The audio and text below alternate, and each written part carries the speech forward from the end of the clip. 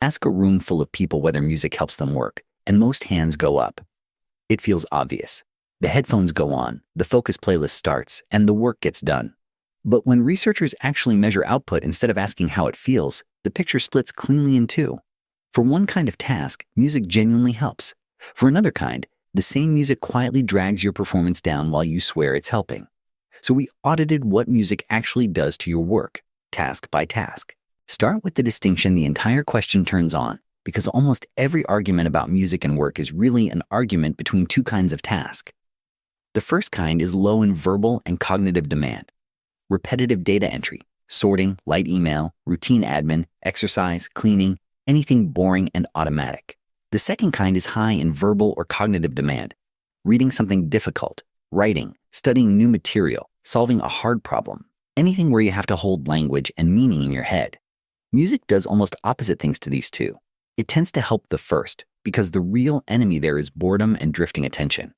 It tends to hurt the second, because the real enemy there is competition for the exact mental machinery the work needs. Once you separate the two, almost all of the confusion disappears. The mistake people make is using one playlist for both. This isn't a matter of opinion, because the literature here is unusually large. The most thorough recent map is a systematic review published in 2022 in Psychology of Music, which pulled together 95 articles reporting 154 experiments, with a combined sample of 6,246 participants. It spans memory, language, reasoning, inhibition, and attention. And the headline finding is blunt. Across that whole body of work, background music produced a general detrimental effect on memory tasks and on language tasks, with very few positive effects anywhere. It also found that the harder the task, the bigger the damage. So the default, averaged across thousands of people and 150 experiments, is not that music helps you think. It's that music tends to interfere with thinking, and interferes most exactly when the thinking is hardest. Now the mechanism, because it explains why the damage lands where it does. Psychologists call it the irrelevant sound effect. When you read or do anything verbal, your brain runs a kind of inner voice that rehearses words in sequence. Speech-like sound in the background gets shoved into that same channel whether you want it there or not, and the two streams collide. This is why lyrics are the specific problem. A controlled study in the Journal of Cognition ran over 100 people through verbal recall, visual memory, reading, and arithmetic, each in silence, with instrumental music and with lyrics. Music with lyrics dragged down verbal memory by an effect size of about minus 0.32, visual memory by about minus 0.33, and reading comprehension by about minus 0.19. Small numbers, but consistent, and all pointing the wrong way. Arithmetic, which leans less on the inner voice, was barely touched. The more your work is made of words, the more words in your ears cost you. The audit has to be honest about the other side, because there is a real one. When the task is dull and repetitive, music stops competing for resources you need and starts fighting the thing that actually wrecks repetitive work, which is your mind wandering off. A 2024 study in Scientific Reports put people through a long, monotonous vigilance task, the kind of grind where attention naturally leaks away. With music playing, mind wandering dropped sharply and self-reported task focus rose across 2 experiments. Reaction times got faster by around 8 milliseconds, and false alarms fell. The researchers traced the effect to mood and arousal. Music lifted both, and that lift carried the benefit. A field study of assembly line workers doing repetitive manual work found the same direction. Music improved sustained attention and reduced drowsiness on the line. So the help is real, but notice what kind of task it shows up on every time. Boring, repetitive, low on language.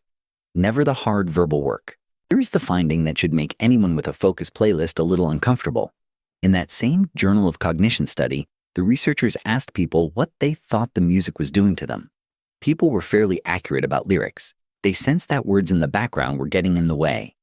But for instrumental music, they got it wrong in a revealing direction. They tended to rate it as helpful, even when the measured effect on their performance was flat or slightly negative. That gap is the trap. The pleasant feeling of working to a nice instrumental track gets read as proof that it's improving the work, when often it's just improving the mood. Feeling good while you work is not the same as working better, and mood is the easiest thing for music to change. Push on the individual differences, because this is where the one-size playlist really breaks down. This split showed up in the big review, and decades of work by Furnham and colleagues kept finding the same thing.